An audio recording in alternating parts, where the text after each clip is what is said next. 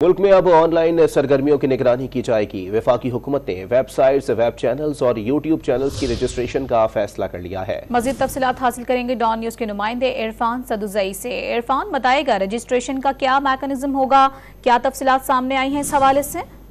जी, बुनियादी तौर पे जो फराइज थे पीटीए के पास वो वापस ले लिए गए हैं और आज ही वफाकी काबीना में जो ये एक अथॉरिटी कायम करने का फैसला किया गया है। ये बिल वजारत आईटी ने भेजा था वफाकी काबीना को और इसके बाद ई सेफ्टी अथॉरिटी बनाई गई है।